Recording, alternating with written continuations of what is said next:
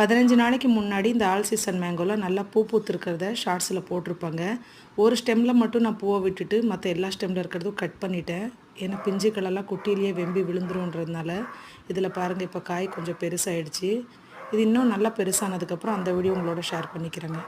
Thailand கொய்யா variety இந்த time நிறைய பிஞ்சுக்கள் வச்சுருக்குங்க. 20-30 காய்களுக்கு மேலேயே இருக்குது. பாதி காய்கள் கொஞ்சம் பெருசாகிடுச்சிங்க. இது நல்லா பெருசாக வரும்போது அந்த வீடியோ உங்களோட நான் ஷேர் பண்ணிக்கிறேங்க. அத்தி செடியை வாங்கி வச்சு இந்த 2.5 வருஷத்தில் 3வது டைம் ட்ரிம் பண்ணி விட்டுட்டேங்க. அதாவது கவாத்து பண்ணி விட்டுட்டேன். இந்த டைமும் பாருங்கள், நிறைய பிஞ்சுக்கள் வச்சுருக்கு. 4-5 பக்க கிளைகள் அதுலேயும் பிஞ்சுக்கள் நிறைய வச்சுருக்குங்க. எல்லா செடிகளும் இப்படி ட்ரிம் பண்ணி விட்டதுக்கப்புறம் பூ பூத்து காய் காய்க்கும் போது மண்புழு உரம், காய்கறி கழிவு கம்போஸ்ட் இது ரெண்டுமே கலந்து 1/2 கிலோ அளவுக்கு செடிகளுக்கு கொடுத்துருவாங்க. 15 நாளைக்கு முன்னாடி தூவி விட்டுருந்த மல்லி விதையெல்லாம் இப்போ நல்லா முளைச்சி வந்துடுச்சு பாருங்கள். என் வீடியோ பிடிச்சிருந்தா சப்ஸ்கிரைப் பண்ணுங்கள், லைக் பண்ணுங்கள், ஷேர் பண்ணுங்கள். பாய்.